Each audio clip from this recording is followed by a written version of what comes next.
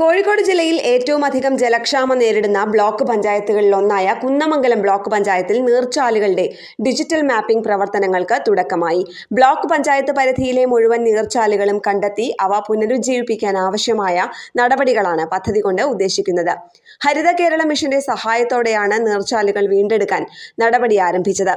ജലക്ഷാമം മൂലം semi critical ബ്ലോക്കാണ് നിലവിൽ കുന്നമംഗലം. ലഭ്യമാകുന്ന ജലം ഒഴുകിപ്പോകാതെ പ്രയോജനപ്പെടുത്താൻ സാധിക്കുന്ന തരത്തിൽ പരമാവധി പദ്ധതികൾ ആവിഷ്കരിച്ചിട്ടുണ്ടെന്ന് ബ്ലോക്ക് പഞ്ചായത്ത് പ്രസിഡന്റ് അരിയിൽ അലവി പറഞ്ഞു. നീർച്ചാലുകളുടെ മാപ്പിംഗ് പ്രവർത്തനത്തിന്റെ ഭാഗമായി ബ്ലോക്ക് പരിധിയിലെ മുഴുവൻ 2ാം നിര 3ാം നിര നീർച്ചാലുകളും ഹരിത കേരള മിഷൻ ടീം സന്ദർശിച്ചു ഡിജിറ്റൽ മാപ്പിംഗ് നടത്തും. അതോടൊപ്പം അതാത് പ്രദേശത്തെ നീർച്ചാലുകളുമായി ബന്ധപ്പെട്ട പ്രശ്നങ്ങൾ കണ്ടെത്തി രേഖപ്പെടുത്തുകയും ചെയ്യും.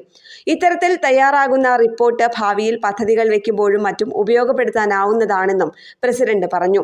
നിലവിൽ ജലസംരക്ഷണ പ്രവർത്തനങ്ങളുടെ ഭാഗമായി കുന്നമംഗലം ബ്ലോക്കിലെ പഞ്ചായത്തുകളുടെ നേതൃത്വത്തിൽ മാതൃകാപരമായ പ്രവർത്തനങ്ങൾ നടന്നുവരുന്നുണ്ട്. സംസ്ഥാനത്ത് ആദ്യമായി ജല ബജറ്റ് തയ്യാറാക്കിയ ബ്ലോക്കുകളിൽ ഒന്നുകൂടിയാണ് കുന്നമംഗലം. നീർച്ചാലുകളുടെ ഡിജിറ്റൽ മാപ്പിംഗ് നടത്തുന്നതിനായി 2025-26 വാർഷിക പദ്ധതിയിൽ ഉൾപ്പെടുത്തിയാണ് കുന്നമംഗലത്ത് പദ്ധതി ആവിഷ്കരിച്ചത്.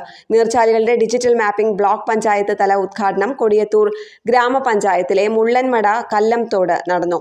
ബ്ലോക്ക് പഞ്ചായത്ത് പ്രസിഡന്റ് അരിയിൽ അലവി ഉദ്ഘാടനം നിർവഹിച്ചു.